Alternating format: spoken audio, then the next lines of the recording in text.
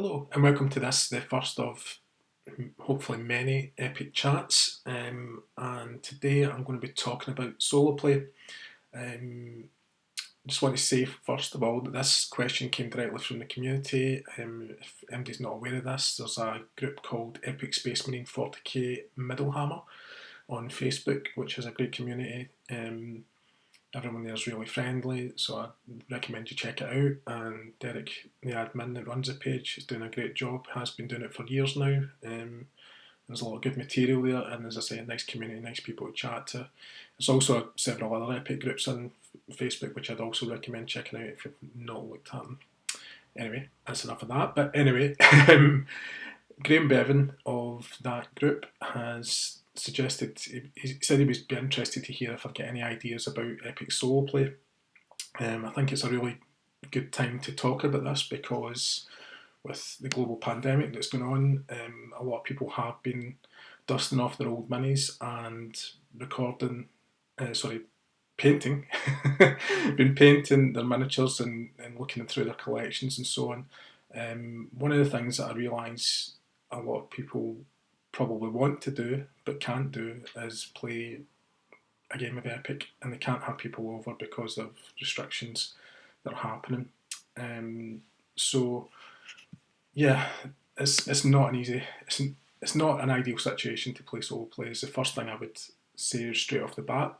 There aren't any rules for it as such. I have created solo play rules for the Strontium Dog Miniatures game that Andy Chambers designed for Warlord games. It's actually the most popular post that I've ever done in my blog. I think there's about 900 people have been and looked at those rules, and quite a number of them since the lockdown started back in March here in the UK. And basically, it's an AI system which gives you situations with your characters when you should do, certain moves. And you basically go through a flow chart which details all of that. I don't really think you could do something like that with Epic, and the reason being is that the sweep of Epic is so large and there's so many units. A game like Strontium Dog, it only has, you can play it with literally 4 or 5 enemy miniatures. You can have bigger bands than that, obviously. Maybe you might go up to about 20 in total if it was a really big game. But in Epic, you're obviously looking at, dozens of formations. Unless you're doing a small game it might work. And I'll go into how I would approach it for an AI situation, but I'll just talk in general terms at first. The way I think you would do it, and I'm talking from experience here because I have run a game of solo play since lockdown happened, and what I did was essentially set up the board as evenly as I possibly could, and I then chose a side for each, for the two armies that I had already picked, and I tried not to think about what the other side was, what I was going to do with the other side. So I placed one side the way that I think I would place them if it was hidden set up, on the basis of the terrain, because obviously there's parts of the board that you'll work to your forces' strengths or weaknesses. So, like the Marines like to have, if you get Marine troops, it's good that you have buildings there that they can fire out of, particularly if they're Devastator Marines. Or if you get Assault Marines, you'd be looking to line them up behind woods so they can get in amongst stuff and jump them from the woods and take cover. So yeah, I basically tried, when I was doing it one player, I tried to do that for both sides. I looked at the field of play and I thought, right, what would I do if I was in this situation playing against somebody else? I would place these troops there and those ones there. Titans, you usually want them out in the middle of the open because you want them to be able to fire as much stuff as possible. Unless there's more Titans on the opposite side, and maybe you want to keep them a bit behind cover. So really the best thing I would say is that you want to try and look at it as objectively as possible, from both sides of the table. and then really it's a case of you having to play both sides. Now, obviously, if you favour, if there's one side that you want to see win more than the other, then you can move the troops to slightly more disadvantageous spots. But in general terms, I think you would try and play it the best way that you possibly could. If you're playing second edition Space Marine, in some respects it's a bit easier because you're moving one side, like the whole force in the one go. I experienced this recently. I played remotely. I played Joshua, who does the Crown of Command podcast, and you can find that on YouTube. You can hear me chatting in the background. Joshua was hosting it in Japan, and we were playing second edition, which meant whoever won initiative, the other side had to move it, or they could decide whether they move first or second, and it means everybody moves. One side moves everything, and then the other side moves everything. Whereas with Net Epic, it's a bit more nuanced, and I think it's slightly brings more balance to the game, where it's each side takes a turn at moving one unit. So that would be more complex when you're playing it in Net Epic Gold. But essentially, I would move the units that I think I would have moved if I was dealing with it as somebody else. So really, it's up to you as a player whether you want to try and balance the play properly and play each side as best as you possibly could based on the setup that you have and the options that you have at your disposal. It's not an ideal. It's absolutely not an ideal situation. It can't be, a 1-to-1 head-to-head game. You don't have that satisfaction if you win because you're going to win anyway, no matter whoever loses, you win. So yeah, you can't match that experience, and you don't get any plaudits at the end of it, which is a shame. But you still get it's still fun to do. It's also good for refining your own tactics if you're not familiar. It gives you the chance if there's certain forces in your collection that you haven't really given a proper crack of the whip. It's a good workout, and it's a good way of testing how the all these different units react in battle. So I mean, I'd recommend it from that point of view. If you've got a force or two that you haven't really played enough, then I think it's a good thing, because you can sit and analyse it and take your time over it. Obviously, if you're playing against an opponent, you want to be switched on and moving as quickly as possible so that you keep the flow of the game going for both of you. But you can afford to plod about with it a bit if you want, and now read over stats if there's things that you're not so familiar with, particularly if there's special rules. And I find that with things like some of the Chaos Forces and certainly the Orcs, they've got a lot of unique rules. So that's quite a good time for you to iron those kinks out and get used to all of the kind of idiosyncrasies of all the forces. So I do think it is, there's good reasons to do it, and it's good to dust off those miniatures and set up the battlefields. It's always fun anyway. Obviously you're rolling blocks of dice against yourself, so you'd be doing your rolls to hit, and then you'd be doing the saving rolls as well. The other thing that's probably worth mentioning about solo play is it's a lot slower, obviously, because you're having to cross from one side of the board to the other side of the board, and if you're anything like me, it's a 6x4 board, and you're going to be dancing around the board most of the game, particularly if you're playing it in a Net Epic Gold situation, where there's the back and forth. A bit easier if you're doing, as I say, second edition, where you essentially would move the entire force for one of your armies all in a one go, and then moving the other lot. That probably is the easier way to do it. I'd probably recommend, if you want to save a bit of time, second is probably better than Net Epic Gold in that front.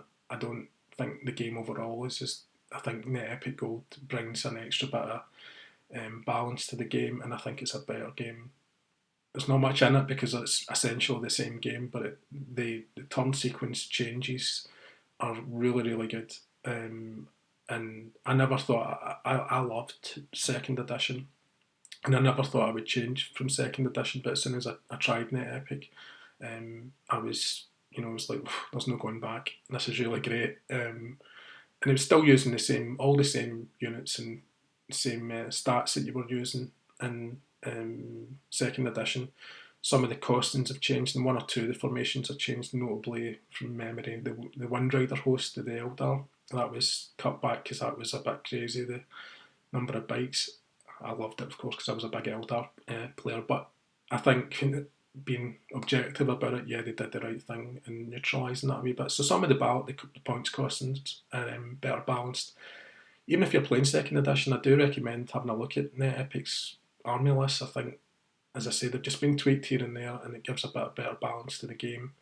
And you'll also find as well one of the other big changes was that all your Praetorians, they used to just get a base save in second edition.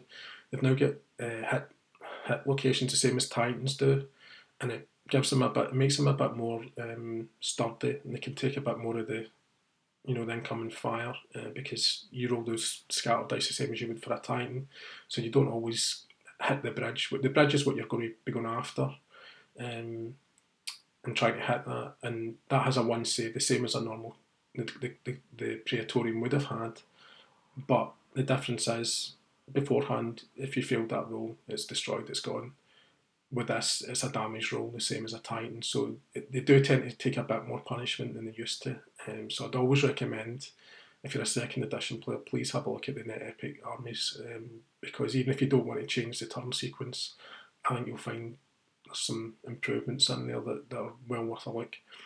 I'm getting a bit off topic here, but getting back to the solo play. Yeah, and the other thing, it takes a lot longer to play because of the fact that you have got this back and forth, and because you are doing all of the rolls, whereas before you would roll something and your opponent would be ready to go with the rolls. So it helps if you know the stats. I do know most of the stats because I've played it for so long, going back to second edition when it first came out.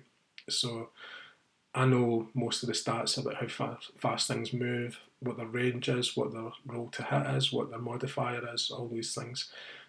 So that helps. But yeah, there's certain forces where I don't know all of those things. I know most of them, but yeah, there's certain unique ones.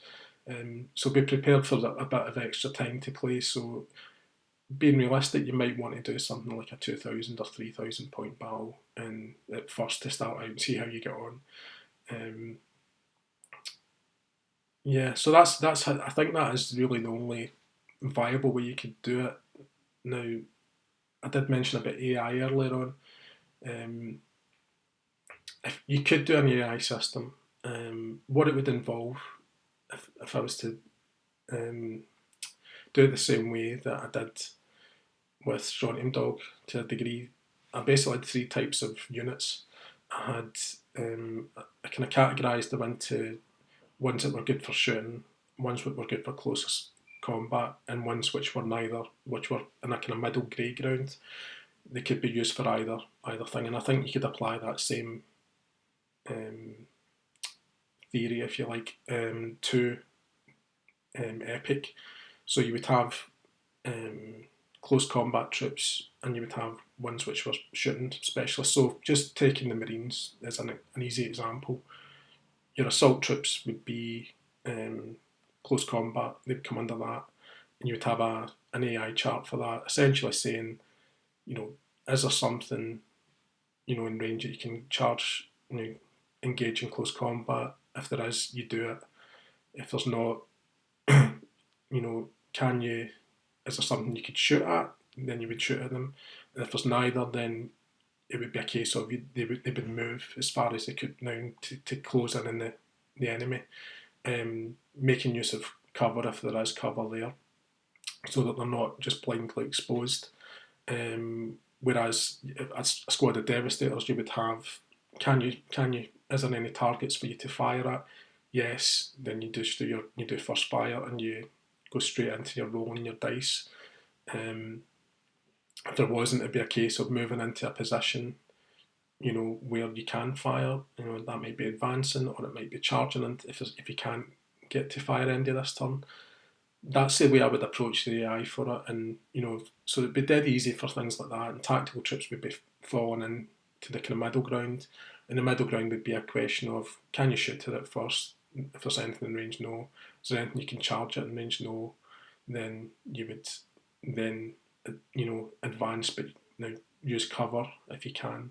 That roughly is how I would play out the an AI situation if you were going to do that. Graham also, when he was asking the question, when we kind of did a wee bit of back and forth on Facebook about it, had suggested as well that it might be better to simulate the commander's personality rather than the system specifically. I think that's a good point. When you're playing orcs, I think you probably want to play them aggressively, even if your instinct would be to have a few units that were sitting at the back of the board just in first fire. To me, the orcs, they're all about movement, and they're all about getting in the faces of the opponent. Same would apply to things like Tyranids. Chaos as well, I would say, would be like that, because most of their units are geared up to, they've not got the long range. A lot, even their vehicles, which are, if you can get those vehicles into range to fire, they're really good, but it's getting them there is the issue. So yeah, that's. I would try and have a think about what the commander or that army's aesthetic is. Eldar, I would have. They would be far more defensive, I would say. Certainly, the close assault troops can get in there, and they do have fast bikes and things like that. But most of their force, well, not most of their force, but they've got all these grav tanks which will do the pop-up attacks. They would drop off guardians and things like that into buildings, and then essentially just sit and do pop-up attacks and fire from the buildings. That's how I would deal with them. So yeah, I think that it's worth having a bit of thought about how a given force would is supposed to act, I suppose, and play them now accordingly. But really, there's no right or wrong, and I think just dust off your miniatures, put them on the table, and have a bit of fun. Just have a mess around. There's nothing at stake. There's no big thing to. You can't lose anything. so that's a big positive. You can't lose the game when you're playing solo play. But I have had fun when I've played it solo, even though, as I say, I don't think you can replace a one-to-one experience, because there's always that thing. Yes, you can get the bragging rights if you win, and as I say, you can learn about some new units, test some new things out that you maybe wouldn't normally play in a normal battle, and see. You might be surprised. There's been one or two things I've been surprised by that I've tried some units out here and there, and yeah, it's always good to learn new things, because there is a thing as well, and I know I'm guilty of it, that there's certain units that I just have go-to units for certain armies, and sometimes I'm guilty of not switching up enough, and I think this really is the time when you could be doing that, and it's a great opportunity to do it, and yeah, if you do give it a go, I'd be quite excited to see people's photographs and so on. So yeah, as I say, check out some of those groups on Facebook and share away. So anyway, I hope that's given you a bit of food for thought if you're thinking of doing some solo play. I might work on the AI thing a wee bit, and try and put something up on my blog about suggestions that you would do for that, because I could probably adjust those Strontium Dog AIs that I have that probably apply just as well to Epic. But as I say, it's a bit of extra faff, and I think as a player, you probably know exactly how your units would react in a given situation. And I think as well with Epic, there's so many different situations and possibilities. It's an AI flowchart probably isn't going to be the best outcome. So I just suggest having a go and enjoy. Okay. Anyway, thanks for that, Graham. And yeah, there'll be more of these videos coming soon. I hope you enjoyed the first one. And yeah, there's plenty of other things we can talk about Epic related. Please, by all means, in comments, let me know things you want me to talk about. I'd be delighted to, go along with whatever the community is looking for. I want to create content that's for you basically, and that you'll enjoy. And yeah, please like, comment, subscribe. Um, that's all a great help to me. Okay. Anyway, thank you very much. Speak to you soon. Bye bye.